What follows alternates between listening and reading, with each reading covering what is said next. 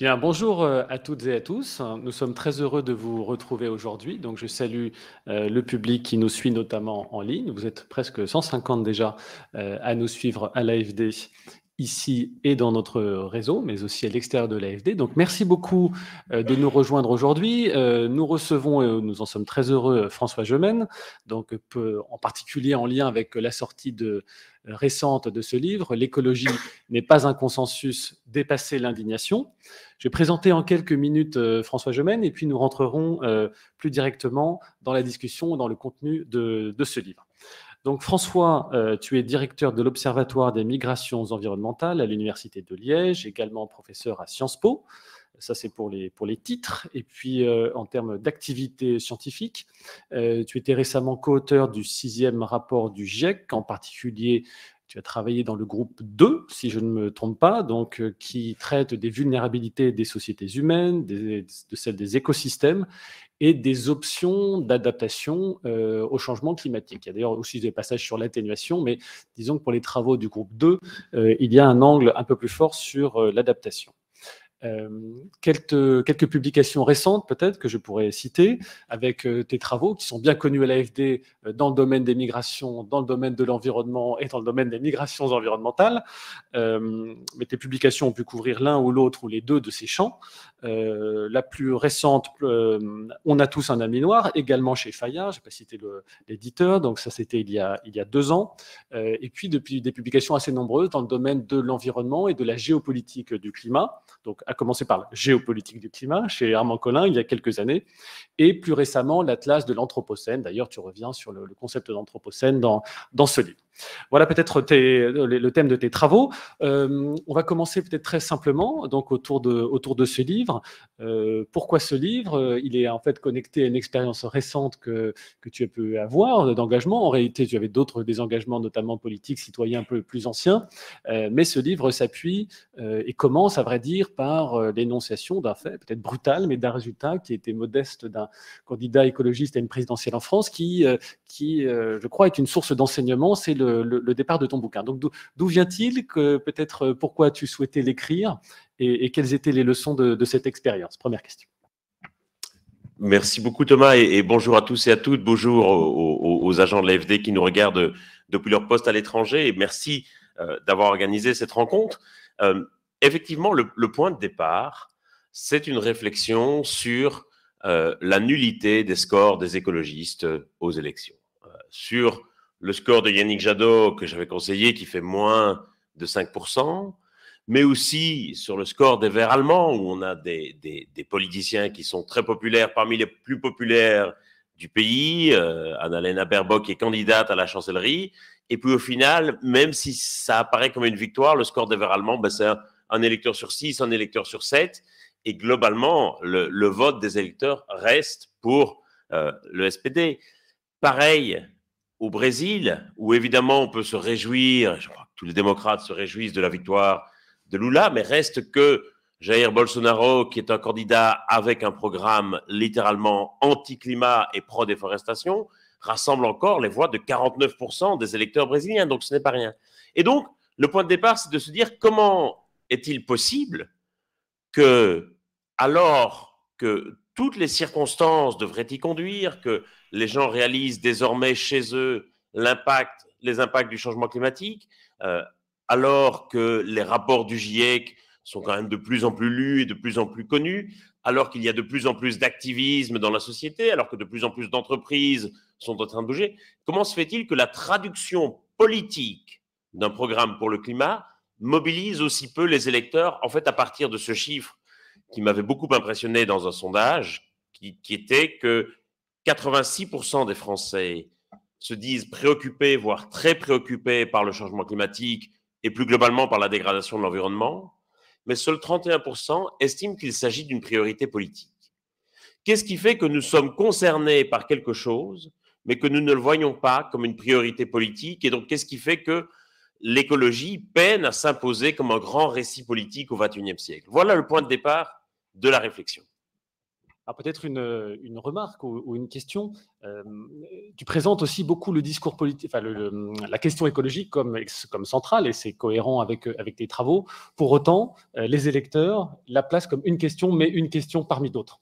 Et donc, de certaine manière, comment traiter cette problématique? C'est-à-dire que si on a une offre écologique ou écologiste qui est encore perçue comme spécialisée, en tout cas du point de vue des électeurs, mais qui est vue comme globalisante ou totale du point de vue de l'offre écologique. On a une sorte d'écart entre une offre d'un parti écologique qui considère la pensée écologique comme globalisante et permettant de couvrir l'ensemble des politiques publiques, mais des électeurs qui, fondamentalement, la voient comme une question importante, mais à côté d'autres, qui sont aussi l'enjeu des présidentielles, hein, comme le pouvoir d'achat, la défense, l'intérieur, les migrations. Et donc, est-ce qu'il n'y a pas là aussi une des raisons de ce score modeste, c'est-à-dire d'une question jugée comme importante, mais qui est peut-être encore surestimé par le parti qui la porte, en tout cas d'un point de vue électoraliste? Absolument. Et j'ai une anecdote qui évidemment n'a pas valeur de science, mais qui je trouve très révélatrice. Après l'élection, nous partons en famille un week-end en Normandie. Et nos enfants jouent sur la plage avec les enfants d'un autre couple. Et donc, comme les enfants jouent ensemble, on finit par sympathiser avec l'autre couple. On se rend compte qu'on est dans le même hôtel. Forcément, c'était la plage en face de l'hôtel. Et donc, on finit par prendre l'apéritif et par dîner ensemble. Et comme on est en France, on finit évidemment par discuter de politique. Et le couple ils travaillent tous les deux dans la finance. Et ils nous disent qu'ils ont panaché leur vote. C'est-à-dire qu'ils ont voté à la fois pour Yannick Jadot et pour Emmanuel Macron. Et il ne s'agit pas du tout de respecter les opinions politiques différentes de chacun. C'est-à-dire qu'ils ont considéré qu'en tant que couple, ils avaient droit à 2 votes. L'un a voté pour Jadot, l'autre a voté pour Macron. Et il l'explique ainsi, en disant « Oui, parce que l'écologie, c'est vraiment très important, on est tracassé par le climat, mais on travaille dans la finance et donc il faut quand même qu'on veille à nos intérêts. » Et à la suite de ça, je leur dis que j'ai un peu conseillé Yannick Jadot et d'un coup, il me pose des questions en disant « Mais comment va le parti Europe Écologie Les Verts, on a entendu à la télé que ça n'avait pas… » Je dis « Non, c'est pas la gloire, ils doivent 5 millions aux banques, donc c'est pas génial. » Et là, tout de suite, ils sortent le carnet de chèques et ils font un chèque de soutien au parti en disant c'est hyper important, on ne veut pas du tout que Europe Écologie Les Verts fasse faillite, c'est très important qu'il y ait un parti écologiste en France. Et donc, il y avait cette sorte d'apparente contradiction. Oui, l'écologie, c'est important, mais il faut quand même qu'on veille à nos intérêts. Et je crois que une grande difficulté aujourd'hui dans la façon dont les questions écologiques sont abordées politiquement, c'est que beaucoup de gens les perçoivent comme une sorte de cause à laquelle ils sont sensibles, comme la faim dans le monde ou comme les droits humains, mais pas comme quelque chose qui va mobiliser directement leurs intérêts. Et le problème, c'est que lorsqu'ils votent, évidemment, lorsque les gens votent, ils espèrent légitimement que le mandat qui va s'ouvrir leur permettra d'avoir une vie meilleure grâce à leur vote. Et souvent, le problème, c'est qu'un vote pour le climat vise surtout à améliorer la vie des autres, de la génération d'après, des populations des pays du Sud, et que par rapport à soi-même, c'est souvent présenté comme une question d'effort et de sacrifice à réaliser. Et donc, tu dis d'ailleurs, le vote est un don. Et donc, c'est un peu comme si… Et donc, on a l'impression que les électeurs des partis écologistes sont des gens qui, par leur bulletin de vote, font le même geste que s'ils donnaient 100 € à Amnesty International ou à Greenpeace, que ce sont des gens qui sont suffisamment privilégiés que pour pouvoir, en quelque sorte, voter avec une procuration imaginaire que leur ferait la génération suivante ou que leur feraient les Bangladais ou les Soudanais qui sont directement affectés par les impacts du changement climatique. Et donc, dans l'offre politique, la difficulté, c'est qu'une grande victoire, je crois, des partis écologistes, c'est d'avoir réussi à imposer les thèmes écologiques à l'agenda. Plus aucun parti politique aujourd'hui, de gauche comme de droite, ne peut faire l'économie de traiter ces questions dans son programme. Mais c'est aussi une victoire à la Pyrrhus, parce que les électeurs peuvent se demander, au fond, quelle est encore la plus-value, la spécificité des partis écologistes, si tout le monde, désormais, de la gauche à la droite de l'échiquier politique, discute de ces questions d'écologie. Et je crois que la spécificité des partis écologistes, et plutôt, disons, de l'écologie politique, quelle qu'en soit l'incarnation, c'est de considérer que ces questions sont un enjeu matriciel dont vont dépendre tous les autres. Alors que les autres partis vont souvent considérer la question écologique comme un enjeu parmi d'autres, au même titre que la sécurité, que l'emploi, que la compétitivité des entreprises, que la diplomatie, et que donc dans les autres partis, il va souvent y avoir des sortes de tensions entre différents enjeux et différentes priorités, ce qui va expliquer largement, à mon sens, que notre action en faveur du climat reste pour le moment globalement insuffisante et insatisfaisante, même si on ne peut pas dire non plus que absolument rien n'est fait. Et la difficulté, évidemment, c'est que les partis écologistes vont chercher à articuler les choses autour des questions écologiques, quitte à assumer le fait que pour beaucoup de gens, en tout cas dans la manière dont c'est présenté aujourd'hui dans le débat public, ça veut dire une contrainte à laquelle il faut se plier, un effort à réaliser, voire même un sacrifice à consentir parfois. Et c'est la raison pour laquelle, dans le livre, tu exposes une thèse alors dont tu crains qu'elle puisse être perçue comme défaitiste, mais tu retournes un petit peu ce propos à la fin du livre. Donc, en disant qu'au plan politique, s'il y a une dimension excessivement altruiste du vote écologiste, ça d'une certaine manière, crée une sorte de plafond de verre électoral indépassable. Donc, il y aura une forme de majorité impossible. Je ne suis pas forcément d'accord avec ça, d'ailleurs, mais je trouve que c'est intéressant que tu le développes. Et le principe que tu en retires, c'est non pas qu'il faut se contenter de l'inaction, mais au contraire, plutôt investir avec des notions de minorité agissante. Et là, tu fais référence aux travaux de Serge Moscovici, mais aussi d'autres personnes. Donc, peut-être, je te laisse développer sur cette notion de majorité impossible. Tu l'as déjà faite. Et peut-être avec une note d'espoir plus importante sur celle de minorité agissante ou de concepts proches, d'ailleurs, qui peuvent redonner un sens à l'action. C'est vrai que j'arrive effectivement peu à peu au constat, qui peut paraître défaitiste, que la démocratie représentative telle qu'elle est organisée aujourd'hui, c'est-à-dire une démocratie qui va chercher à réaliser un consensus social, un contrat social entre différents intérêts potentiellement contradictoires, aujourd'hui, je crois que la démocratie représentative n'est pas en mesure d'entreprendre des virages suffisamment rapides et radicaux que pour tenir les objectifs de l'accord de Paris ou que pour enrayer plus rapidement l'érosion de la biodiversité. Simplement parce que la démocratie est une sorte de gros paquebot auquel il est difficile de faire des angles droits. Et donc, si le gouvernement est à gauche, le paquebot penchera un peu à bâbord. S'il est à droite, le paquebot penchera un peu à tribord. Mais ça va être difficile de faire les angles droits qui seraient nécessaires. Et donc, je crois qu'il faut pouvoir reconnaître certaines limites dans la démocratie représentative et donc dans l'action du gouvernement. Et moi, je suis parfois frappé, et c'est aussi en lien avec les COP, comme on a parfois l'impression, singulièrement en France, que le gouvernement peut tout faire ou que les COP peuvent tout régler. Et je crois que c'est quelque chose qui, au fond, nous conduit à ignorer un peu toute une série de mouvements qui sont parfois tectoniques et qui se produisent à l'intérieur même de la société. On a parfois l'impression que le débat public est cadré comme s'il y avait d'un côté les individus et de l'autre le gouvernement, et qu'il n'y avait rien entre, et que les uns reprochent aux autres de ne pas en faire suffisamment. Le gouvernement dit, voilà, et c'est souvent le discours du gouvernement en disant, voilà, la sobriété énergétique, c'est une affaire d'effort de chacun, de réduire son usage de la voiture, son chauffage, etc. Et d'un autre côté, les individus, par la voix qui des Gilets jaunes, qui des ONG, disent non, ce n'est pas aux citoyens d'agir, c'est au gouvernement, et regardez l'action gouvernementale qui est insuffisante. Et donc, on a souvent, et moi je la redoute beaucoup, une sorte de petite musique défaitiste qui s'installe dans la société et qui est parfois encouragée par certains activistes, selon lesquels rien n'irait dans le bon sens, selon lesquels aucune alerte ne serait entendue, selon lesquels personne ne lirait les rapports du GIEC et il ne se passerait rien du tout. Or, dans la réalité, ce n'est pas vrai. Il se passe des choses. Et il y a certaines entreprises qui prennent certaines décisions, parfois, je ne veux pas faire de publicité, mais enfin, la semaine dernière, on a quand même entendu la Maïf et le Crédit Mutuel qui proposaient de reverser l'un 10%, l'autre 15% de ses bénéfices à des projets climat et biodiversité. Ce n'est pas rien. Et donc, moi, je vois énormément d'entreprises, parfois d'agences gouvernementales, de collectivités qui font des choix parfois très courageux et très radicaux.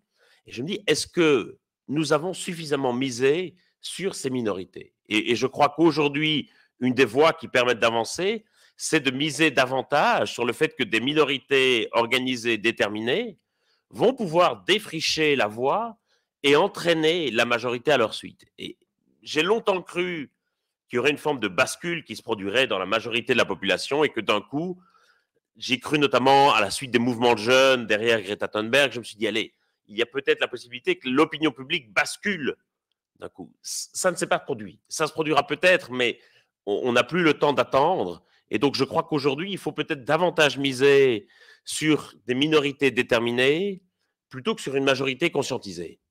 C'est pour ça aussi que j'étais, par exemple, assez critique des activistes qui faisaient des actions choc pour essayer de sensibiliser la population à la question du climat. Et j'avais envie de leur dire, je comprends l'idée, je comprends la colère, le ressentiment, mais aujourd'hui, je crois que la priorité, c'est plus tellement de crier au feu, parce que tout le monde voit bien que la maison brûle, et quand on regarde les sondages, tout le monde en est bien conscient. La priorité aujourd'hui, c'est d'éteindre l'incendie, et donc je pense que la priorité, c'est peut-être plus tellement de sensibiliser la population, mais c'est d'aider et de pousser dans le dos ceux qui sont déjà prêts à agir. D'ailleurs, il y a quelques semaines, nous recevions Stéphanie Stancheva, qui, avec quelques co-auteurs, a conduit des études importantes sur les blocages Oui. à l'action au changement climatique dans les pays développés et dans les pays en développement. Ce qui m'avait frappé d'ailleurs, c'est que le niveau de connaissance du changement climatique est très important dans les pays développés, mais aussi d'ailleurs dans les pays émergents. L'enquête portait sur les principaux pays émetteurs, Oui. donc également en Chine, au Brésil, etc. Donc j'avais trouvé ça très important que finalement, maintenant, la notion de sensibilisation devient moins importante. On avait entre 80 et 85% de la population qui, en posant quelques questions simples, enfin quand même, est capable de comprendre les raisons et les conséquences du changement climatique. Et j'ai envie de dire, et c'est une étape très importante. Parfois, je trouve qu'on ne se saisit pas suffisamment de ça. C'est une victoire très importante qui a un tel niveau aujourd'hui de conscientisation dans la population. Et c'est le socle nécessaire pour passer à l'action. Vous n'avez pas besoin de savoir exactement quel est le pouvoir réchauffant du méthane ou l'hexafluorure de soufre pour passer à l'action.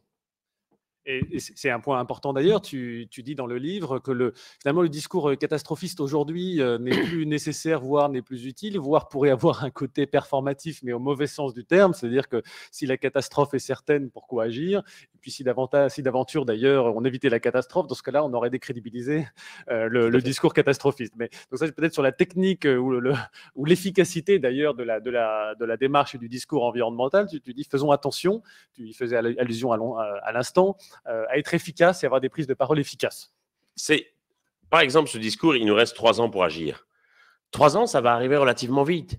Et donc, ça veut dire que d'ici 3 ans, potentiellement, il y a des gens qui vont dire, ben voilà, les 3 ans sont écoulés, qu'est-ce qui s'est passé? Est-ce que maintenant, ça veut dire qu'on arrête tout?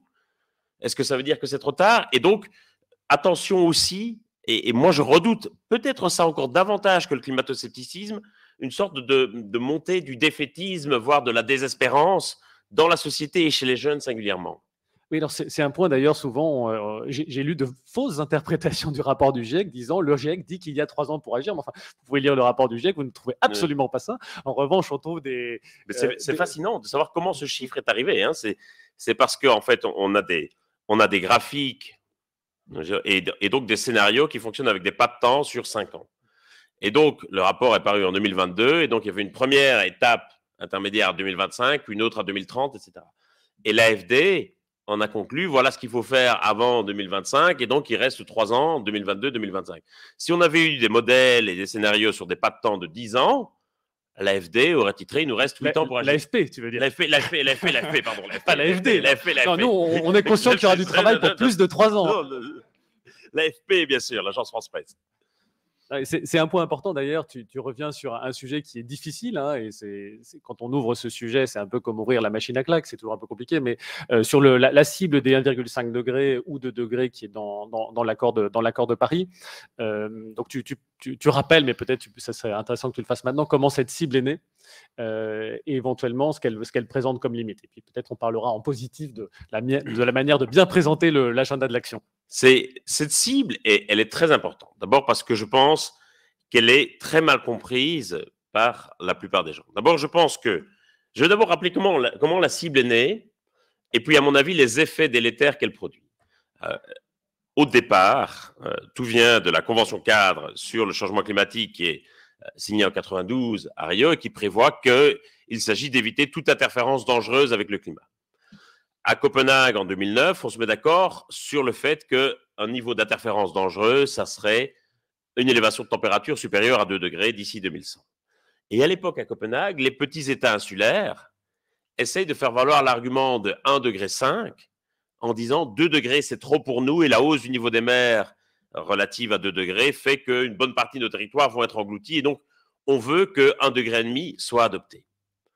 Et à Copenhague, on leur dit non, c'est trop tard, c'est plus possible de faire 1,5 degré. Même réalistement, c'est plus possible. Et ils reviennent à la charge au moment de la COP21 à Paris. Et comme l'accord de Paris est construit très différemment dans la méthodologie, comme on est sur un accord ascendant, bottom-up, où il s'agit de donner satisfaction à tout le monde, on accepte d'intégrer dans l'accord de Paris cet objectif de 1,5 degré. Mais on le fait à l'époque essentiellement pour donner satisfaction aux États insulaires. C'est un compromis politique. Et ce qui est très frappant, c'est de voir comment les ONG, évidemment, vont se saisir, et c'est bien le rôle de cet objectif de 1,5 degré pour pousser une action politique plus ambitieuse, tandis que le gouvernement reste autour de 2 degrés. Et puis, c'est le Brexit qui va en réalité imposer 1,5 degré plutôt que 2 degrés. Parce que la COP26 est organisée au Royaume-Uni, que c'est le premier événement international d'envergure organisé par Boris Johnson depuis le Brexit, et qu'il s'agit de montrer aux électeurs britanniques que le Royaume-Uni va faire mieux sans l'Europe que dans l'Europe. Et que donc, la Grande-Bretagne va prendre des objectifs plus ambitieux sur le climat que les objectifs européens. Et donc, Boris Johnson va arriver avec un plan climat assez extraordinairement ambitieux, mais aussi complètement irréaliste, et qui d'ailleurs a été jeté aux oubliettes par le gouvernement actuel, où, de mémoire, Boris Johnson prévoit une baisse des émissions britanniques de 65% d'ici 2030. En France, on est à moins 40% d'ici 2030, et on n'est pas du tout sur la bonne trajectoire, et on se demande comment on va faire. Au Royaume-Uni, il prévoit ce truc très ambitieux, totalement irréaliste, mais très ambitieux, qui effectivement est compatible avec 1,5 degré. Et Boris Johnson dit, si tout le monde fait comme nous, on arrive à 1,5 degré. Et Boris Johnson va imposer en quelque sorte le 1,5 degré dans la conférence. Et tout le monde se retrouve depuis coincé avec ça, évidemment, parce que le premier pays qui dirait ah non, 1,5 degré, c'est plus possible, passe pour le méchant, le défaitiste, qui renonce à l'ambition politique. Et en même temps, on sait bien, d'un point de vue scientifique, que cet objectif n'est pas tenable. Et donc, on se retrouve avec un objectif de 1,5 degré aujourd'hui qui ressemble à un objectif zéro mort sur les routes en matière de sécurité routière, zéro SDF dans les rues de Paris, qui est un objectif, qui est un marqueur de l'ambition politique, mais qui reste, je crois, parfois compris par les gens comme un objectif réaliste qu'on pourra vraiment atteindre, avec le risque que 1,5 degré, on y sera en 2035, ce qui va quand même arriver relativement vite. Et donc, moi, je crains que beaucoup de gens ne se désespèrent et ne se découragent, ou voire aient l'impression d'avoir été trompés avec cet objectif. Et je crois qu'en fait, on a aujourd'hui, avec ce cadrage du débat sur le sujet avec des objectifs de long terme, des effets délétères qui font que d'une part, les gens ne voient pas bien la différence que ça fait 1,5 degré ou 2 degrés d'ici 2100 parce qu'ils seront morts, est-ce qu'on va vraiment sentir une différence de quelques dixièmes de degré? Et ça demande beaucoup d'explications pour montrer que chaque dixième de degré fait une énorme différence. C'est pour ça d'ailleurs que tu privilégies, comme slogan plus mobilisateur, mais que chaque dixième de degré compte. Exactement. C'est pas chaque millième d'ailleurs, c'est chaque dixième de degré, c'est à ceux qui permettent d'établir des différences assez importantes dans la vie concrète des gens, en fonction, selon que le réchauffement est de 1,9, 2, 2,1, 2,2. Tout ça peut sembler peu, mais en fait est très important. Mais oui, parce que c'est par rapport à la température moyenne annuelle de la France, qui est de 14 degrés. Et je dis que lorsque les gens sont fiévreux, quand ils font 38, 39, 40 ou 41, ils savent bien qu'ils ne sont pas dans le même état à 38 degrés ou à la rigueur, on essaye encore de se motiver pour aller travailler quand on a 38. Enfin, ça, c'était avant le Covid. 40 ou 41, on appelle le médecin, voire on va à l'hôpital. Et on se rend compte qu'on n'est pas du tout dans le même état. Et on discute de variations de l'ordre de 3 à 4 degrés par rapport à une température normale entre 36 et 37. Ici, on discute des mêmes variations, 2, 3, 4 degrés par rapport à une température moyenne de 14. Et donc, évidemment, ça fait une amplitude beaucoup plus importante. Ça, je crois que c'est important de le rappeler aux gens. Mais surtout, le problème que j'ai avec ces objectifs de long terme, c'est que ces objectifs qui dépassent le mandat de ceux qui ont décidé ces objectifs, et donc ils ne seront plus là pour rendre des comptes au moment où on atteindra le terme de cet objectif. Et ces objectifs qui nous conduisent aussi, je crois, à retarder notre action. Si vous me dites que je dois perdre 10 kilos d'ici 2030, je sais parfaitement que je vais continuer à boire beaucoup trop d'alcool et manger beaucoup trop de raclette jusque 2029, et que ça sera en 2029 que je me dirai, oh là là, il est peut-être temps de rectifier le tir, et je sais bien qu'il sera trop tard à ce moment-là. Alors que si vous me dites qu'il faut perdre 1 kilo chaque année d'ici 2030, d'un coup, l'objectif devient plus tangible, apparaît moins comme une sorte d'Everest infranchissable, et ça me permet de m'accrocher à une trajectoire, de cranter mon progrès et aussi de m'accrocher à des petites victoires. Et je pense qu'on a besoin en tant que société de voir la route qui nous emmène jusqu'à ces objectifs et pas uniquement ces objectifs. Et donc moi, je plaide beaucoup plus, y compris auprès du gouvernement, pour qu'ils définissent une trajectoire beaucoup plus précise avec des indicateurs concrets pour les gens auxquels on puisse s'accrocher plutôt que des indicateurs très lointains qui souvent dépassent l'espérance de vie des gens, en fait. Alors, je voyais une question dans le chat de Tammy Mayer, un petit peu dans ce sens. Hein, comment peut-on motiver, engager les personnes pour agir? Mais je crois que tu y as répondu à l'instant. Une question de Joanne Shea aussi sur les minorités, par construction, par définition, sont minoritaires, donc ne sont pas au pouvoir. Donc, est-ce la bonne stratégie? Peut-être je ferai un commentaire personnel. Les minorités politiques peuvent être intégrées dans des majorités politiques, par ailleurs. Donc, les minorités peuvent être au pouvoir, même si c'est en association avec d'autres, première chose. Et deux, même une majorité peut être sensible à des mouvements sociaux, même, y compris lorsqu'ils sont minoritaires. Mais bon, je te laisse peut-être élaborer. Et je dirais qu'il y a plein d'initiatives qui sont au départ minoritaires et puis qui deviennent majoritaires. Si on veut prendre des exemples très concrets, prenons la question du vélo en ville, qui quand même transforme beaucoup les modes de mobilité en ville. Au départ, l'idée d'avoir des vélos en libre service est une expérimentation politique qui est menée par La Rochelle au milieu des années 70, puis qui va être reprise par Rennes, puis par Lyon, et puis par Paris. Et comme Paris a une plus grande exposition internationale, le système des Vélib aujourd'hui, c'est impossible d'aller dans une ville d'importance dans le monde sans avoir de système comparable au Vélib de vélo en libre circulation.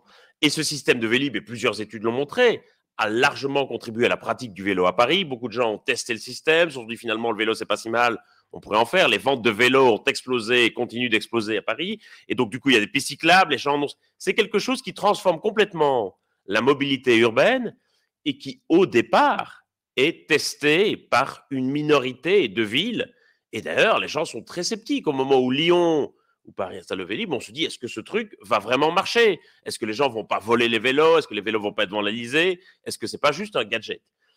C'est un exemple qui montre comment ça marchait. Parfois, certaines entreprises peuvent y avoir un intérêt. Toyota prend le leadership du marché de l'automobile aux États-Unis en développant sa voiture hybride avant les autres. Ford et General Motors n'y croient pas et doivent quasiment mettre la clé sous le paillasson parce que la Prius est un énorme succès aux États-Unis. Et donc, il y a toute une série de mesures ou d'initiatives au départ minoritaires qui finissent par s'imposer si elles sont suffisamment encouragées. Et je crois que c'est aussi le cas des grandes transformations de la société. Un exemple que je donne dans le bouquin, c'est celui de la ségrégation raciale aux États-Unis.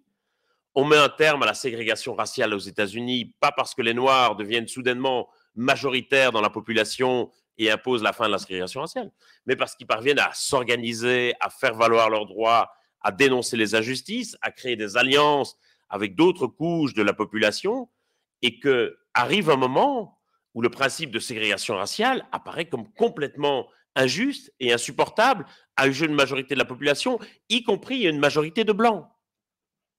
Ça, c'est évidemment un point important. D'ailleurs, je crois que j'avais peut-être mal interprété la question, mais la réponse, elle était bonne. Peut-être on a une question aussi de Christelle Josselin sur vit-on une anthropocène ou une capitalocène? Bon, c'est un sujet qui intéresse beaucoup les milieux économistes. On en avait parlé il y a quelques années avec Pierre Charbonnier également. Donc peut-être tu l'évoques dans le livre. Je te laisse peut-être faire la nuance ou expliquer la subtilité de la différence entre les deux, à considérer que ce soit une nuance majeure ou importante. C'est une question majeure et importante.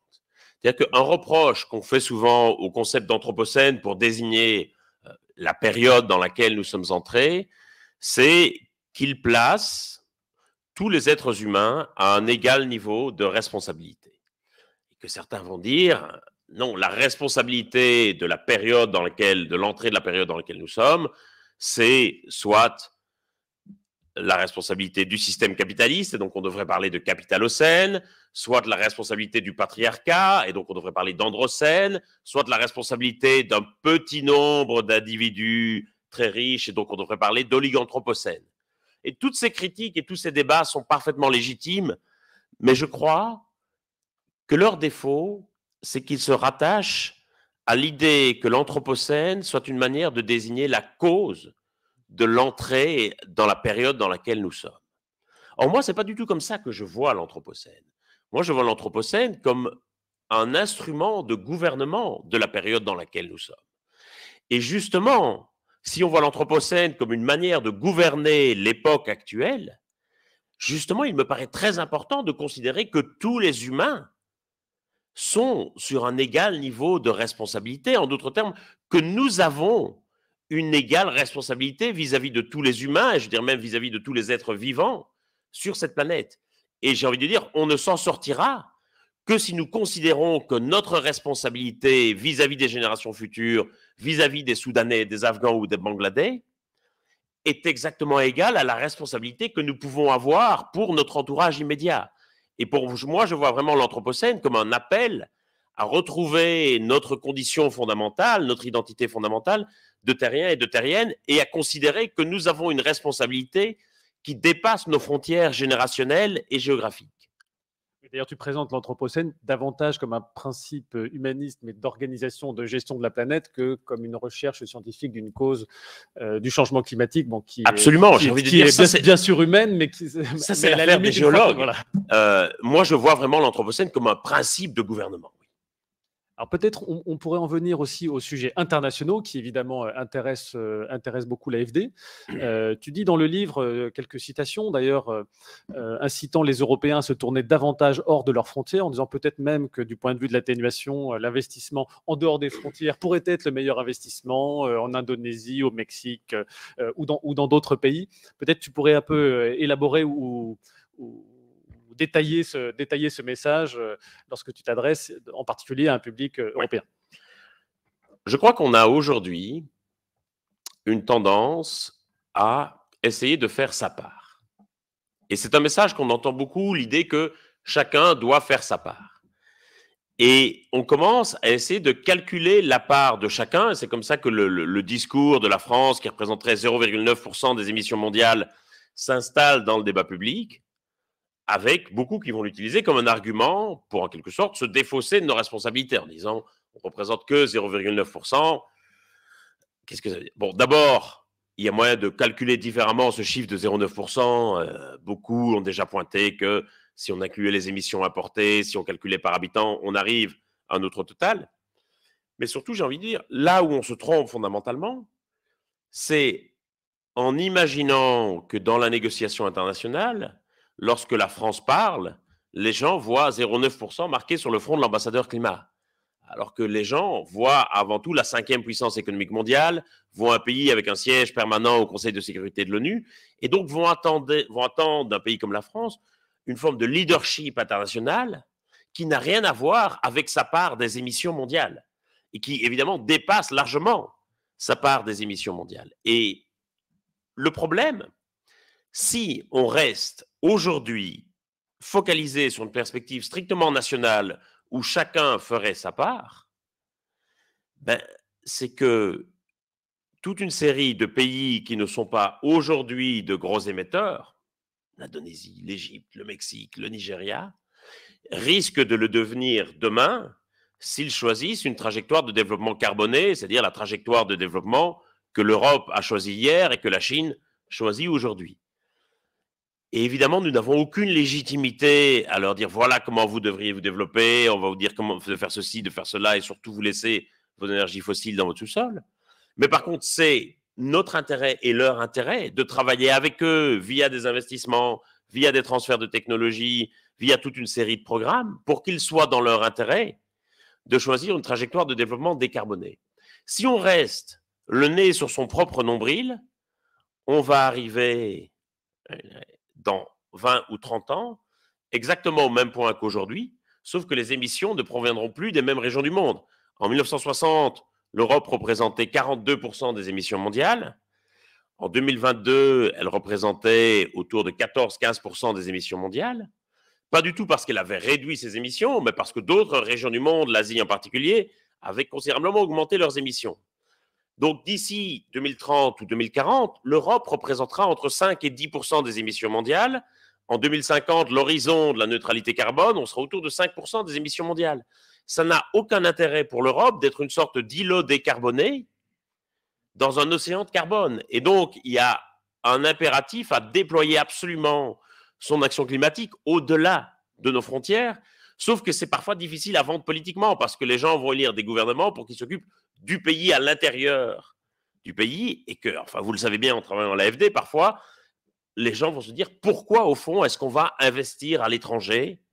Qu'est-ce que ça nous rapporte? Et en réalité, c'est dans notre intérêt parce que le futur climatique de la France ne va pas tellement dépendre des choix qui seront faits à Paris ou à Bruxelles ou même à Washington ou à Pékin, mais sans doute davantage des décisions qui sont prises aujourd'hui à Delhi, au Caire ou à Mexico. Ça, c'est évidemment un point très important. Je le précise d'ailleurs dans le livre, tu expliques aussi qu'il faudra de l'adaptation en France comme dans d'autres pays, à vrai dire un peu partout sur la planète. Et deux pose cette question en effet de la priorisation des actions d'atténuation sur ce qui doit être fait au plan interne, ce qui doit être fait au plan international. Et j'ajouterais, c'est moins présent dans ce livre-là, mais ça l'était dans tes ouvrages précédents, sur le rôle en tant qu'organisateur ou participant aux négociations internationales pour essayer de tirer de chaque État la meilleure contribution possible. Ouais. Ça, c'est un point important et qui nous amène aussi au COP et à leur utilité. Peut-être tu peux nous dire quelques mots là-dessus. Je fais partie des gens qui pensent que les COP sont des moments très importants et absolument nécessaires et utiles à l'action climatique. Parce que ce sont avant tout des moments où chacun peut prendre conscience de la manière dont les autres pays voient le problème, des difficultés qu'ils rencontrent, aussi des opportunités qu'ils ont, et c'est là que peuvent se créer toute une série de coalitions, de projets, etc., dont on ne parle, à mon sens, pas suffisamment. Je crois que l'accord, par exemple, le plus important intervenu à la COP27, c'est peut-être pas l'accord sur les pertes et dommages qui est celui d'accord final, c'est l'accord entre l'Indonésie et l'Union européenne sur la décarbonation de l'économie indonésienne. Je pense que c'est exactement dans ce sens-là qu'il faut travailler. On a fait un accord similaire avec l'Afrique du Sud l'an dernier. Il va falloir faire un peu plus rapidement qu'un pays par an maintenant. Et donc, il va falloir hausser le rythme. Mais c'est tout à fait, je pense, la logique dans laquelle il faut travailler. Mais je pense que le problème, c'est que l'attente qu'a la population, une partie des médias, des ONG, aussi du monde politique, c'est que les COP aient une vertu performative et puissent décider de la sortie des énergies fossiles, puissent décider de mesures radicales de lutte contre le changement climatique. Alors qu'en réalité, d'abord, elles n'ont pas de pouvoir d'injonction aux États, c'est l'équivalent d'une sorte d'assemblée générale des copropriétaires. Et donc, on ne peut pas attendre des COP davantage que ce qu'elles peuvent donner. Et surtout, et de façon peut-être encore plus pernicieuse, il y a toujours cette idée qu'il va y avoir à un moment donné une COP définitive qui va régler le problème. Et on a toujours ce titre, la COP 27 peut-elle sauver le climat? La COP 28, la COP de la dernière chance, comme si à un moment donné, il allait y avoir un point final. Et on voit la négociation des COP comme on voit des négociations du passé, c'est-à-dire des négociations pour le Brexit ou pour le processus de paix ou pour un accord de paix israélo-palestinien, c'est-à-dire des négociations qui doivent mener à un point final et une fois qu'on a l'accord, c'est terminé et la négociation perd son objet. On ne se rend pas compte que c'est littéralement une négociation sans fin et qu'il y aura une COP 38, une COP 47, une COP 65, une COP 118 et une COP 147. Et que si chaque année on se dit cette COP va-t-elle sauver le climat et va-t-elle enfin résoudre le problème, ben chaque année on sera toujours déçu. Alors que c'est l'équivalent, une image que je donne et que je trouve assez parlante. Les COP sont au climat ce que le Conseil des ministres hebdomadaire est au gouvernement de la France. C'est-à-dire que si vous aviez dans la cour de l'Élysée chaque semaine des journalistes qui interrogent les ministres et qui disent « Alors, est-ce que c'est le Conseil des ministres final? Est-ce que vous avez résolu tous les problèmes de la France ?» Chacun comprend bien que tous les conseils des ministres ne peuvent pas accoucher d'une réforme majeure et qu'il y a des conseils des ministres où il s'agit juste de surveiller les indicateurs, où parfois il s'agit de Macron qui engueule ses ministres, etc. Et qu'on ne peut pas avoir chaque semaine une réforme majeure et qu'il y aura un conseil de ministres toutes les semaines. Que jamais Elisabeth Borne ne va sortir du conseil des ministres en disant voilà, tout est réglé, les problèmes de chômage sont réglés, problèmes d'emploi c'est réglé, problèmes de sécurité c'est réglé, problèmes diplomatiques c'est réglé, guerre en Ukraine c'est fini. Et maintenant, on peut tous partir en vacances. Et donc, je crois qu'il faut arriver à cette logique de prendre les COP pour ce qu'elles sont, des moments très importants d'échange, de dialogue, où on peut nouer des coalitions et formuler des projets, mais ne pas non plus attendre des COP davantage que ce qu'elles ne peuvent donner. Donc, tu citais à l'instant d'ailleurs l'accord qui a été fait avec l'Indonésie ou avec l'Afrique du Sud précédemment. Donc, je le signale pour les personnes qui nous suivent en ligne. L'AFD est d'ailleurs très impliquée dans ces deux accords que tu as signalés, mais aussi dans des accords équivalents au Vietnam, par exemple. Et il y a des travaux qui sont menés, qui ne sont pas labellisés de ces fameuses transitions énergétiques justes et des programmes internationaux qui vont avec, mais dans des pays comme la Colombie, le Maroc et bien d'autres. Et c'est vrai que l'amélioration des trajectoires nationales des grands pays émergents et la définition de points d'étape qui ont un caractère incitatif, j'allais dire, pour un gouvernement, fait partie des délivrables des COP. Donc ça, c'est un type d'action, j'allais dire, entre un gouvernement et des partenaires internationaux, parfois avec une composante d'ailleurs scientifique. Il y a aussi d'autres coalitions qui peuvent émerger lors des COP. Tu as cité à l'instant les entreprises, peut-être tu peux revenir là-dessus et on pourra détailler d'autres catégories de coalitions qui émergent dans les COP et qui donnent un agenda d'action. Je vois beaucoup de questions dans le chat sur que faire dès lors que l'idée est peut-être un peu simpliste d'un programme qui serait immédiatement majoritaire et appliqué de manière immédiate n'est qu'une perspective de long terme, voire une perspective peu réaliste. Oui, et ça peut pas être le même programme dans tous les pays du monde, d'ailleurs, parce que tous les pays n'ont pas les mêmes contraintes, n'ont pas les mêmes ressources, n'ont pas les mêmes configurations, parfois pas les mêmes régimes politiques. Les COP aujourd'hui restent paralysés, enfin pas paralysés est un mot trop fort, mais handicapés par le principe du consensus. Il n'y a absolument aucun vote. Et donc, puisque vous devez mettre 195 pays d'accord, ça veut dire que vous donnez un droit de veto extraordinairement important aux pays qui sont les moins ambitieux et les moins disants.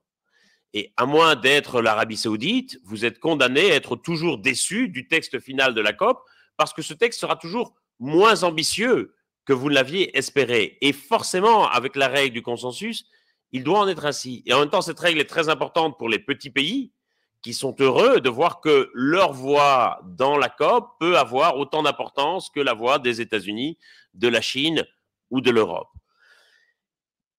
Et donc, ça produit une impression parfois de décalage entre la COP et la réalité. L'exemple le plus frappant est l'accord final de la COP 26, où on considère comme une victoire diplomatique majeure le fait d'avoir inscrit les énergies fossiles dans l'accord final de la COP.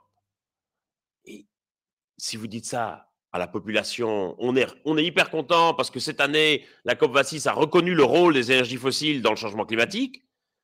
Les gens vont dire, mais vous vous fichez de nous, quoi. Ça fait 50 ans qu'on sait que c'est les énergies fossiles qui causent le changement climatique et vous arrivez tout heureux, comme des guélerons à la COP26 en disant, regardez le texte, on a mis les énergies fossiles dans le texte. Et donc, il y a un décalage énorme entre la diplomatie et la réalité. Et je pense qu'une façon de combler ce décalage et d'avancer davantage lors des COP, c'est de permettre à d'autres acteurs d'entrer dans la négociation et de mener des coalitions sur certains sujets où ils veulent avancer plus loin que le texte et que la voie principale de négociation. Et pour ça, je pense qu'on a besoin de faire rentrer des banques de développement et des agences de développement, des municipalités ou des collectivités locales ou régionales, potentiellement certaines entreprises qui peuvent avoir un rôle essentiel à jouer.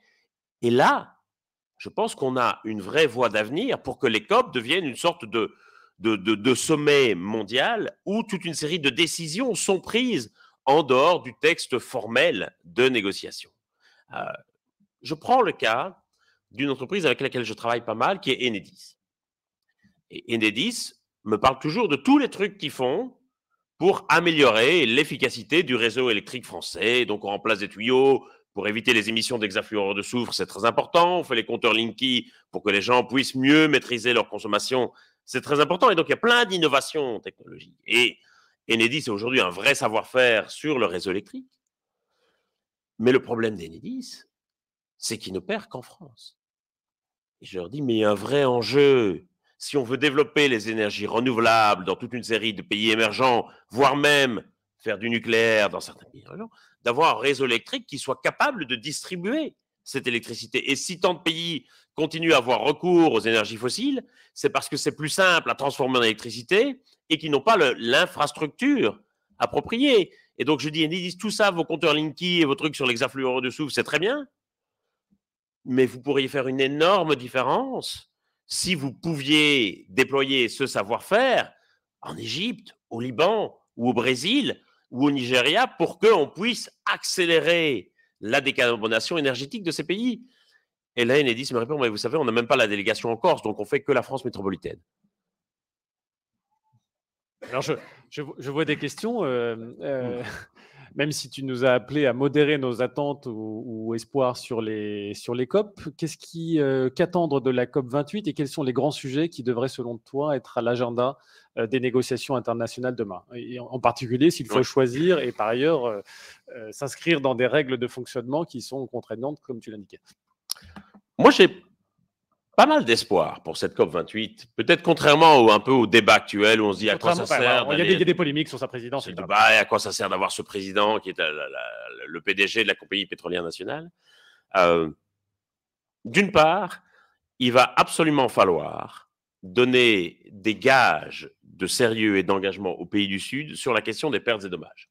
Parce qu'il y a cette étape très importante qui est franchie à la COP27 avec cet accord qui est politiquement, symboliquement, extraordinairement important pour les pays du Sud, où les pays industrialisés reconnaissent leurs responsabilités dans les pertes et dommages liés au changement climatique, au sens de l'article 1382 du Code civil, et s'engagent à indemniser les pays du Sud. Il va falloir, entre la COP27 et la COP28, faire toute une série de progrès pour montrer aux pays du Sud que ce n'est pas juste un engagement formel sur un bout de papier, mais que ça va se traduire par des mécanismes concrets, que ça va permettre de libérer certains fonds, etc. Et ça, je pense que c'est très, très important. Sinon, il va y avoir un ressentiment terrible de la part des pays du Sud qui auront l'impression qu'on s'est moqué d'eux et qu'on les a roulés dans la farine en couchant cela simplement sur papier. Et s'il n'y a pas... La deuxième chose que j'en attends… Ce qui voudrait dire très concrètement que par rapport au texte de la CNUC, qui prévoyait des pays de l'annexe, enfin des annexes financeurs ou contributeurs dans la finance climat, potentiellement de nouveaux pays pourraient devenir des financeurs à la faveur de la COP28. Et c'était déjà un petit peu dans l'air sans faire l'objet d'un accord précis lors de la COP27, mais évidemment on sortirait d'une logique où les pays de l'OCDE, pour faire vite, seraient les seuls contributeurs. Et c'était la proposition de Frans Timmermans lors des derniers moments de la COP27. Il n'a pas eu gain de cause, mais la Chine réalise bien qu'à un moment donné, il va falloir qu'elle paye aussi un peu.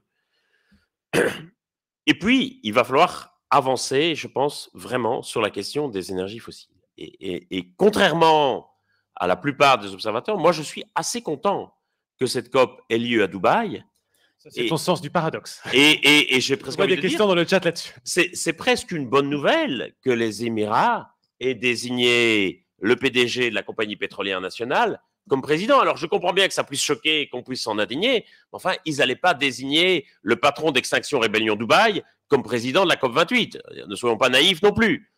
Et ça permet de porter le fer dans la plaie, c'est-à-dire que ça permet de confronter frontalement sur la question des énergies fossiles. Et c'est facile de dire qu'il faut sortir des énergies fossiles, mais qu'est-ce qu'on dit aux pays du Golfe qui ont construit toutes leurs économies sur l'exploitation des énergies fossiles? Et donc, si à un moment donné, on ne confronte pas les pays du Golfe directement et qu'on ne se demande pas avec eux comment est-ce qu'on va faire ensemble, on n'a aucune chance d'y arriver. J'ai envie de dire, c'est facile de faire des COP entre gentils à Copenhague ou à Paris, mais à un moment donné, il faut que ça se passe là aussi où se trouve le nœud du problème. Si vous voulez réguler le secteur aérien, vous n'allez pas convoquer à la table les directeurs des compagnies ferroviaires. Donc, à un moment donné, il faut pouvoir aller là où ça se passe. Et moi, je suis très content que ça ait lieu à Dubaï parce que ça va permettre de se confronter directement au problème. De la même manière qu'on disait, c'est important de faire une COP en Afrique, à Sharm el-Sheikh, si on peut débattre sur le fait que Sharm el-Sheikh soit très représentatif de l'Afrique, mais bon. On dit c'est important d'avoir une COP à Sharm el-Sheikh parce que ça va permettre de traiter des conséquences du changement climatique. J'espère que maintenant, on va pouvoir se dire c'est important de faire une conférence dans les pétromonarchies parce que précisément, ça va permettre de traiter du cœur du problème des énergies fossiles. Une dernière question et je passerai ensuite la parole à la salle.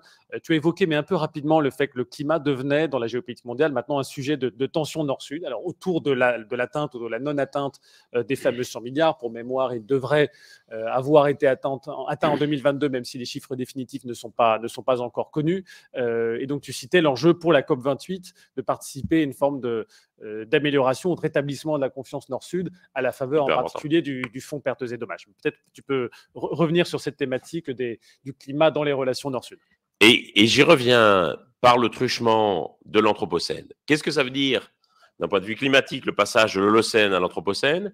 Ça veut dire que nous passons d'une période géologique caractérisée par la grande stabilité de son climat, qui a permis le développement de l'agriculture et donc l'expansion des sociétés humaines, à une période qui va être caractérisée par un climat de plus en plus instable Et cette instabilité climatique va emporter des conséquences économiques et politiques très, très importantes. On le voit même en Europe, en termes de dommages économiques. On le voit dans les pays dont le territoire est rogné par la hausse du niveau des mers, avec des pays comme l'Indonésie qui prennent la décision de déplacer leur capitale, Jakarta, vers une autre île. On voit que fondamentalement, toute une série de paramètres essentiels dans l'organisation de nos économies vont désormais dépendre du climat. Que l'économie d'un pays, sa surface territoriale, toute une série de questions de sécurité ou de migration qui sont des enjeux politiques essentiels vont dépendre du climat. Et donc, en fait, on va devoir se tracasser du paramètre climatique de façon beaucoup plus importante qu'on ne le faisait avant. Et c'est le cas aussi en France, quand on travaille avec les chaînes de télévision, qui considèrent désormais que le bulletin d'information météo devient un programme d'information essentiel et que les présentateurs météo, désormais, ce sont de vrais journalistes et qu'il n'est plus question d'engager la gagnante de Miss France pour présenter les bulletins météo comme si c'était un programme de divertissement entre deux publicités. Aujourd'hui, ça devient un programme d'information essentiel et tant mieux. Et donc, c'est ça qui change complètement la donne. Et donc, forcément, c'est une source de tension Nord-Sud parce que les pays du Sud réalisent bien que leur développement, les conditions de paix et de sécurité, la gestion des migrations, leurs perspectives de développement, mais aussi simplement parfois la surface territoriale du pays, vont dépendre non pas de leurs propres actions, de leurs propres choix, mais des choix qui ont été posés par d'autres et sur lesquels les seules manières pour eux de les influer, c'est dans la négociation internationale et dans les COP. Et on se rend compte que notre futur climatique, et donc ça veut dire très largement notre futur, va être déterminé pas seulement par les décisions qu'on va prendre nous, mais par les décisions que vont prendre les autres. Et donc c'est un enjeu majeur de tension dans les rapports Nord-Sud. Et c'est pour ça que c'est très très important, parce qu'on va avoir besoin des pays du Sud, comme les pays du Sud vont avoir besoin des pays industrialisés. Aucun pays ne peut prétendre avoir la souveraineté climatique. Aucun pays ne peut s'isoler des autres et dire voilà, je vais prendre les décisions pour mon climat qui me concerne, je vais les prendre tout seul. On a besoin de coopérer et donc il faut trouver les modalités d'une sorte de coopération harmonieuse entre les pays industrialisés et les pays du Sud. C'est pour ça que la reconnaissance même formelle de la responsabilité des pays industrialisés est très importante si on veut créer un climat de confiance et de coopération avec les pays du Sud. Merci beaucoup François. Je vais peut-être me tourner vers la salle pour prendre quelques questions. J'en ai déjà pris en ligne. On a près de 300 personnes en ligne, donc je n'ai pas pu traiter toutes les questions, mais je vais me tourner vers la salle. Voilà. Peut-être prenez le micro, vous pouvez vous présenter très rapidement. Oui, bonjour, merci, merci beaucoup à vous. Je voudrais faire une remarque et une question bien sûr, sur la concomitance de deux agendas qui sont qui sont incontournables, celui dont vous avez longuement parlé, qui est celui du climat et de la biodiversité, mais aussi, vous l'avez évoqué dans votre dernière intervention, celui des migrations. Mmh. Ces deux enjeux sont absolument incontournables et pourtant, sauf vous et d'autres, ils sont rarement pris ensemble. Donc, ma question, elle est en deux temps. La première, c'est comment vous, en tant que chercheur, en tant qu'individu, vous êtes venu à effectivement imbriquer, articuler de façon très dense ces deux enjeux. Et une façon donc plus large, comment du coup voyez-vous des modalités d'articulation au niveau collectif en termes d'engagement collectif de ces deux enjeux? Merci. C'est une question de Serge Rabier, donc, qui est chercheur à l'AFD, notamment sur les sujets de genre, de démographie et de migration.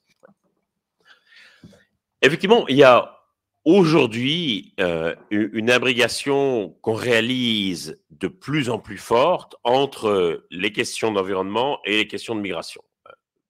J'y suis venu tout à fait par hasard, en me retrouvant coincé dans un ascenseur alors que j'étais jeune stagiaire aux Nations Unies à New York, avec l'ambassadeur de Tuvalu, qui est dans des petits pays du Pacifique Sud, parmi les plus exposés à la hausse du niveau des mers, et qui donc, pendant qu'on réparait l'ascenseur, m'a parlé de son pays que je ne connaissais. J'avais 20 ans, je connaissais Tuvalu essentiellement par les timbres-poste, mais donc m'a parlé des enjeux et donc du risque potentiellement que toute la population de son pays ne devienne ce qu'on appelle des réfugiés climatiques, entre guillemets, même si le terme est impropre d'un point de vue juridique. Et c'est comme ça que, de retour au pays et ne sachant trop que faire, mes professeurs m'ont dit, tu es plutôt bon élève, pourquoi ne ferais-tu pas une thèse? Et donc, c'est comme ça que j'en suis venu effectivement à travailler sur ce sujet en termes d'itinéraire personnel. Mais en réalité, c'est un sujet qui a toujours existé dans les études migratoires. On peut trouver à travers l'histoire quantité d'exemples de populations déplacées par des dégradations de leur environnement ou au contraire attirées à certains endroits par des environnements favorables, mais dont on a complètement perdu l'importance après la Seconde Guerre mondiale, quand on a élaboré tout le droit et la politique de l'asile et des migrations. On a considéré qu'il y avait globalement deux grandes catégories de migration, ceux qui étaient persécutés politiquement ou qui subissaient des violences, qui devaient être protégés par un régime international, l'asile et la Convention de Genève, et ceux qui décidaient de migrer spontanément pour améliorer leur vie, leurs revenus. Et on a décidé que cela s'appellerait des migrants économiques, qui ne seraient pas protégés par un régime international et que c'était globalement au pays de destination de décider s'ils voulaient les accueillir ou pas et dans quelles conditions.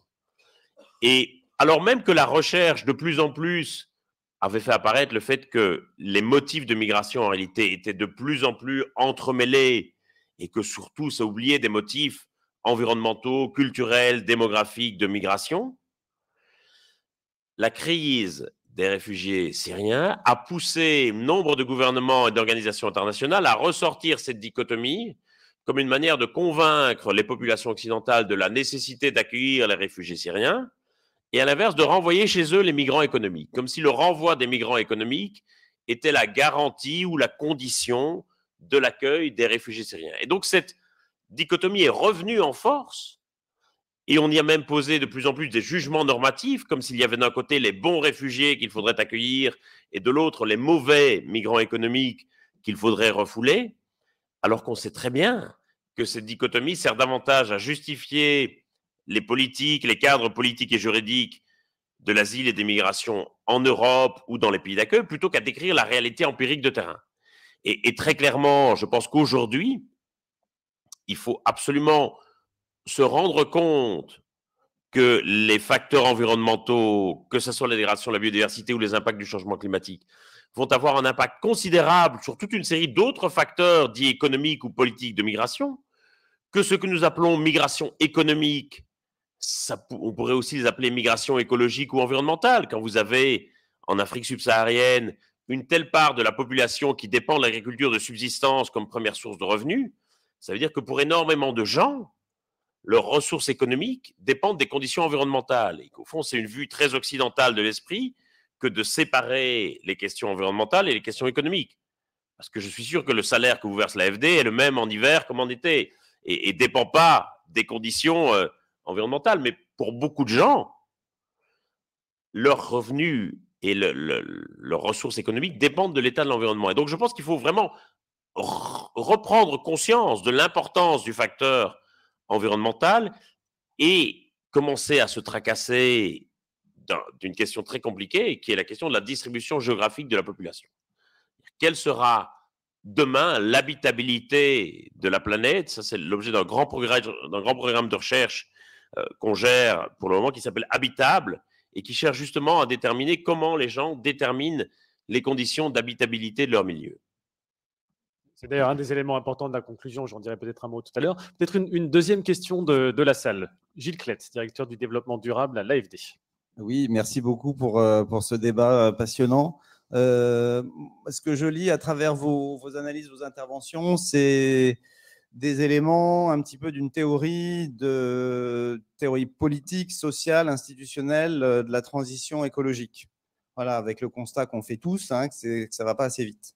Voilà, cette théorie, elle embarque ce que fait le gouvernement, ce que fait les associations, et puis tous les corps intermédiaires, leur mobilisation, les coalitions, etc. Elle embarque la COP avec son inefficacité redoutable, mais le fait qu'elle est incontournable, hein, il n'y a pas de… Voilà, ça embarque tout ça. Et moi, je me dis finalement, cet ensemble-là de facteurs de transition, il est assez libéral dans le sens où finalement, il n'est pas sous le surplomb d'un pouvoir, Hein. Certes, vous reconnaissez le rôle des États, etc. Mais globalement, l'idée, c'est quand même toute cette transformation-là, elle se fait par voilà, tous les acteurs et toutes les coalitions. On embarque le plus possible ceux qui font le plus mal, c'est-à-dire les pétroliers, etc. Donc, c'est très inclusif, etc. Voilà. Le constat, quand même, c'est que ça ne va pas assez vite. Donc, si on essaye de faire une théorie, en gros, de la transition écologique, une théorie sociale, institutionnelle et politique, hein, qu'est-ce que vous diriez dans cette théorie qui sont les facteurs d'accélération, les facteurs pour que ça aille plus vite? Dans ce cadre un peu théorique, assez libéral, où on dit, bon, bah, finalement, hein, ce n'est pas une COP qui va tout décider ou un gouvernement qui va tout décider, mais vraiment l'agenda de l'action, c'est comme ça qu'on l'a appelé historiquement. Ouais, hein, voilà. Le constat, c'est que quand même, ça ne bouge pas assez. Donc, c'est quoi, dans ce cadre théorique, qui fait qu'on va aller beaucoup, beaucoup plus vite? C'est la question fondamentale, parce que je dirais qu'aujourd'hui, on a un constat qui est largement partagé, et aujourd'hui, le débat, il est plutôt sur les modalités d'action, sur le comment faire. Alors, certains vont dire qu'il faut des mesures plus coercitives, plus autoritaires. Je pense que des mesures de ce type ne fonctionneraient pas, même si on met à part la question des droits et libertés. Je pense que ça ne marcherait pas en termes d'acceptabilité par les populations et par notre capacité à les tenir dans la durée. Mais tout le monde est d'accord pour dire qu'il faut accélérer. Qu'est-ce qui ferait accélérer? Je pense qu'il y a parfois des facteurs d'entraînement, notamment au niveau des entreprises, qui vont faire qu'une entreprise qui va être pionnière sur son secteur va parfois rapidement entraîner les autres et imposer de nouveaux standards sur le marché qui vont entraîner à la fois leurs clients, leurs collaborateurs et les autres. Et donc, je pense qu'il faut beaucoup plus, si on veut que ça s'accélère, c'est une voie encourager toute une série d'entreprises ou de municipalités qui font déjà les choses. Et ça, je crois que c'est très, très important. Mais c'est qu'un élément parmi ce qui peut faire accélérer les choses. Je pense qu'un autre élément qui peut faire considérablement accélérer les choses, c'est notre capacité à déployer, à sortir de la démocratie représentative pour aller vers des logiques de démocratie davantage participative ou délibérative.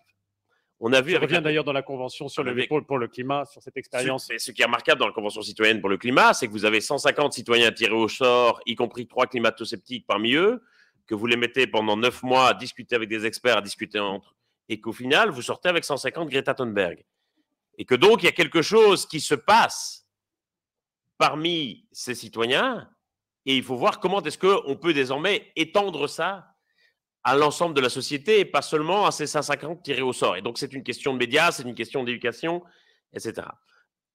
Et peut-être l'élément le plus important pour accélérer, c'est une question de récit et d'imaginaire.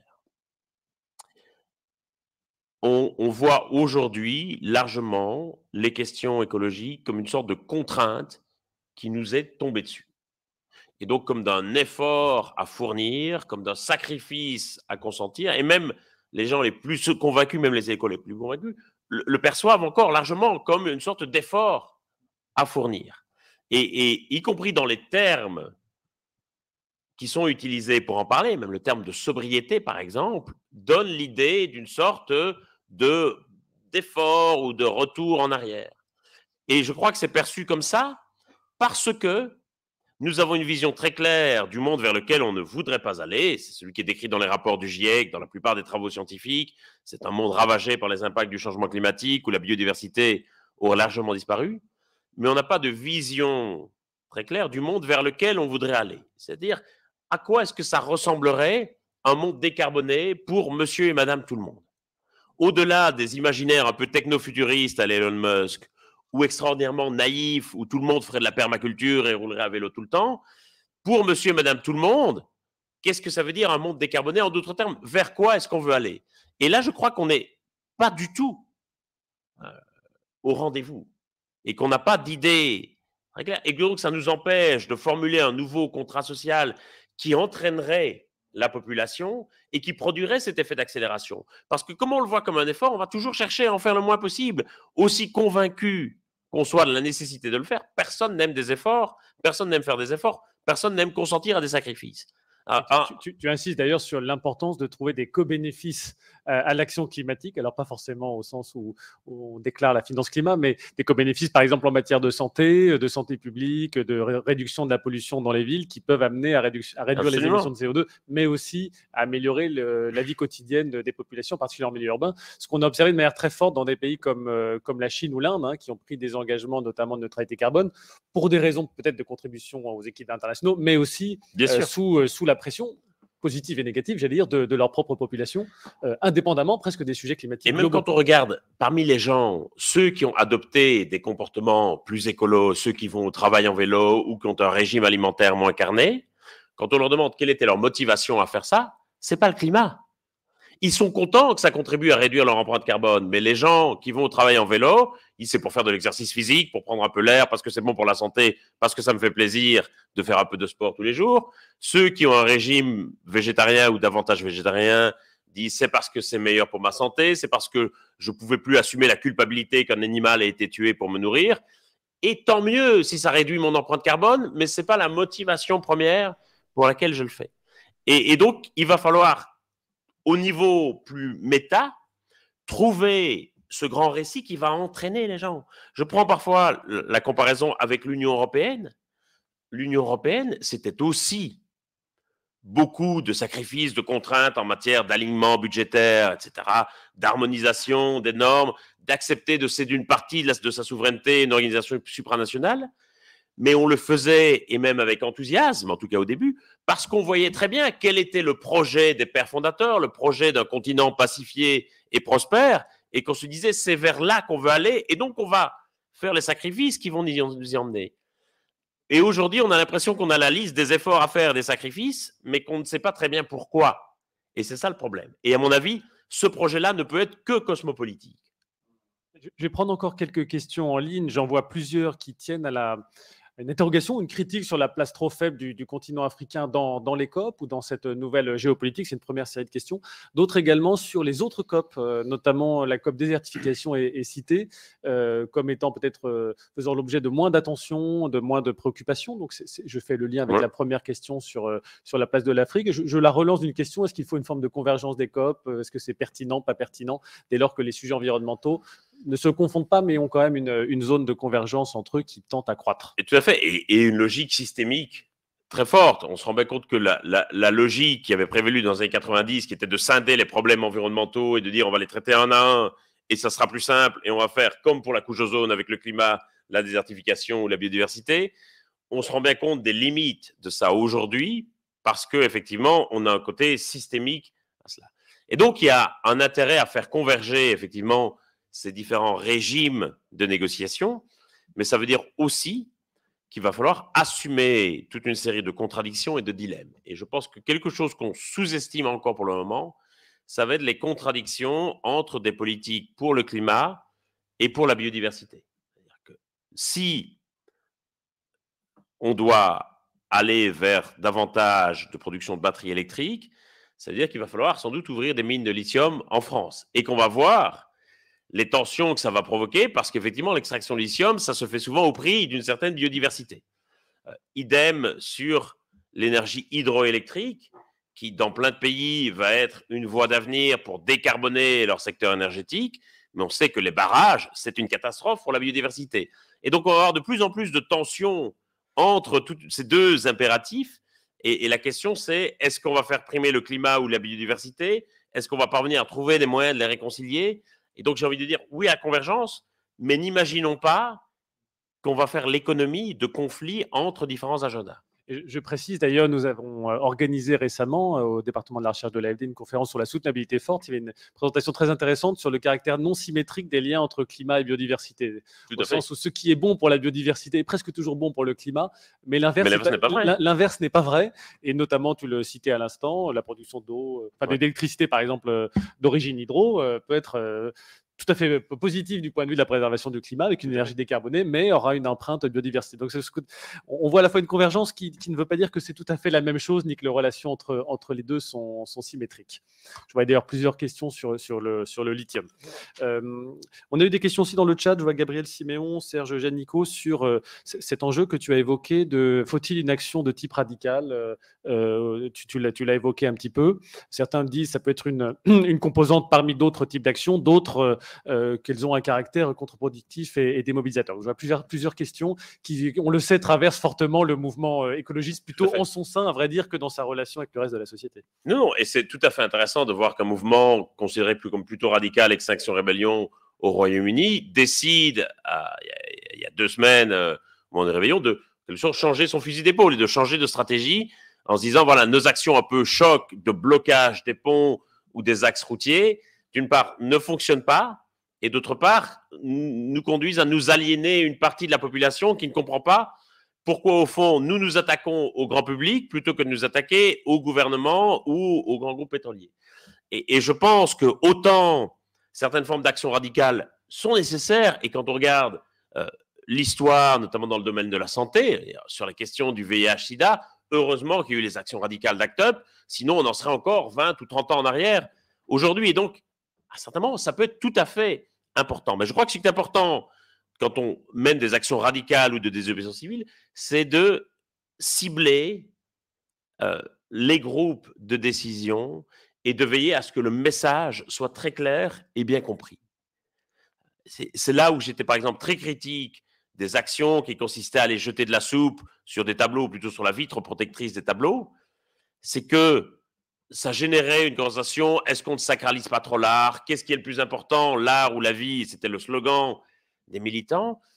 C'est un peu une conversation pour critique d'art ou pour colloque universitaire. Et la plupart des gens, légitimement, ne comprenaient pas pourquoi on allait s'attaquer à un musée et pourquoi on allait opposer les questions d'art et de vie. Et donc, je crois que c'est très important de veiller à ce que le message qui soit envoyé soit un message qui soit bien compris et efficace. Et parfois, on a l'impression que certaines actions, et je ne le dis pas de façon méchante, mais servent surtout d'exutoire, une certaine forme de colère et de ressentiment. Et que la grosse question, c'est comment est-ce qu'on fait pour dépasser ça? Alors, je prends une dernière question que je prends en ligne, et là je suis obligé de faire du coq à l'âne et je n'arrive plus vraiment à faire de liaison tout à fait logique, mais il y a des questions qui sont évoquées dans le livre aussi d'accès aux métaux de la transition. Oui. Qui est à la fois un sujet interne et un sujet international. Et tu dis dans le livre, les questions de responsabilité Nord-Sud peuvent s'entendre sur l'émission de CO2 et éventuellement leur compensation, mais doivent s'entendre aussi dans l'accès à des ressources qui deviennent essentielles pour les transitions. Peut-être tu peux nous en dire un petit peu plus là-dessus, qui est là encore une dimension peut-être nouvelle des rapports Nord-Sud. On l'a connu sur d'autres ressources, mais là, la question climatique renouvelle un petit peu cet enjeu. Parce qu'on sait que la transition va nécessiter un certain nombre de métaux, de terres rares. Et pour le moment, nous allons essentiellement extraire ces éléments dans les pays du Sud, c'est-à-dire en générant chez eux des dégâts environnementaux et en les privant de métaux et de ressources dont ils auront besoin eux-mêmes pour leur propre transition énergétique.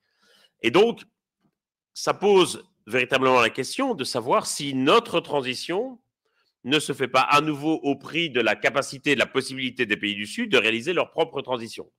C'est pour ça que moi, je fais partie de ceux qui plaident pour l'ouverture de mines de lithium en France, en disant, si on veut utiliser du lithium, il faut assumer le fait qu'on puisse aller le chercher chez nous et pas juste le piller en Afrique ou en Asie.